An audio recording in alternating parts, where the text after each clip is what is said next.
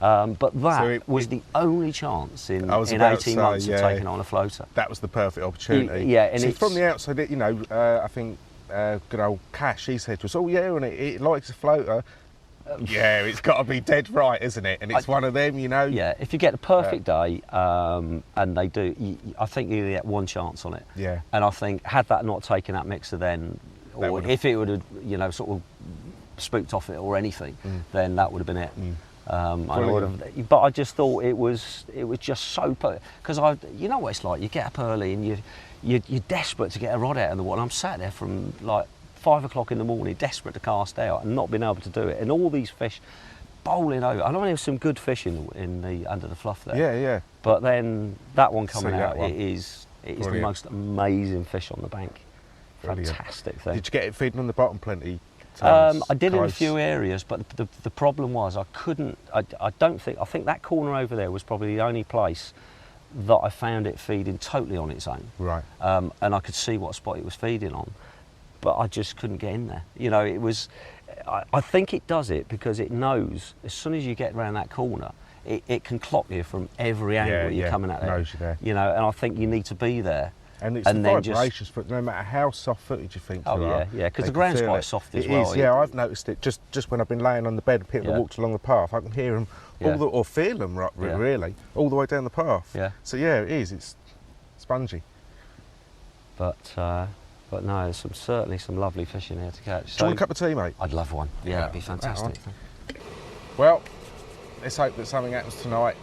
Certainly tomorrow morning, I'm really confident. Yeah. Every morning that I've been here, it's been going off across on that bank, fizzing, bubbling, rolling. So, well, the weather's supposed to turn a little bit tonight as well. I think we've got rain coming in later on, and that's a good one. If we get a bit of rain, mate, get the floaters out. I'm confident.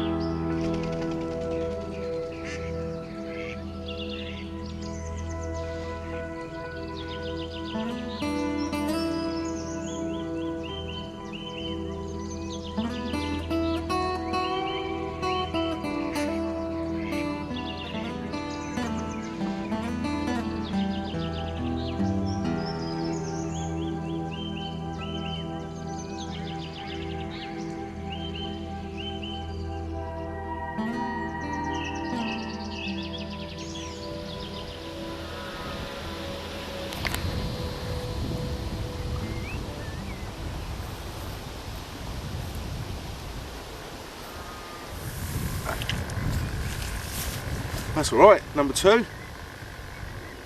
Another one of Blackeye's mates. On the cycle nuts again.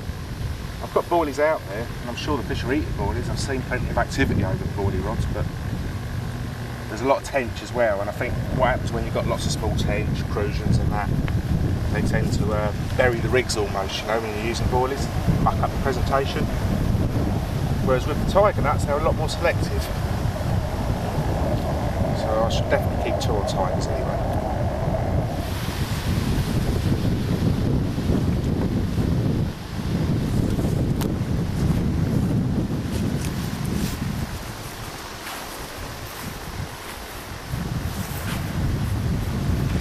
There we go. Nice plump mirror. Not quite as big as the other one, but nice car.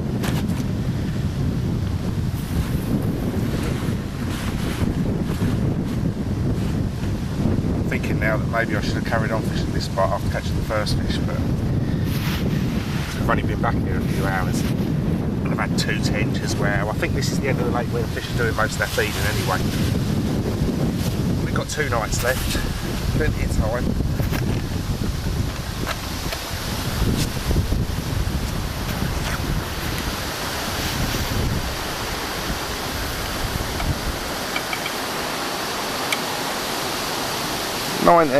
Just over 19 and a quarter, 19.5. Big enough.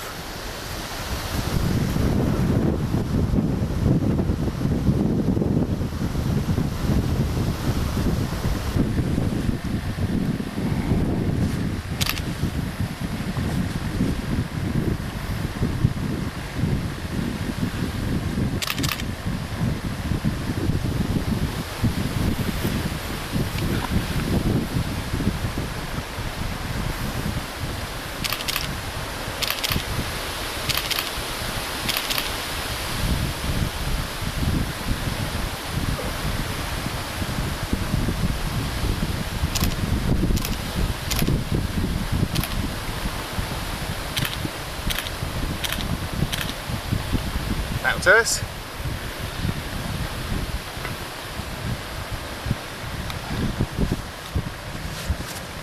We'll put him back a little bit further up the lake so he doesn't go and tell his mates.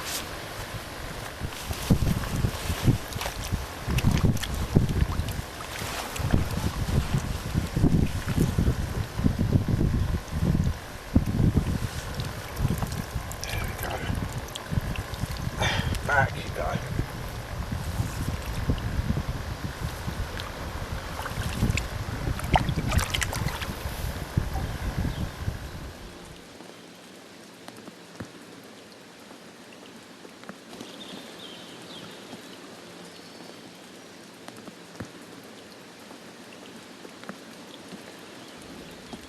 You know what? All week the weather's been really hot. And all of us on both lakes here, there's some lads fishing on the day ticket one as well, doing the other DVD. We've all been waiting for a break in the weather. You know, it was real hot, so we wanted some sort of thunderstorm, bit of rain, and we were hoping that if that happened, it'd really switch the fish on.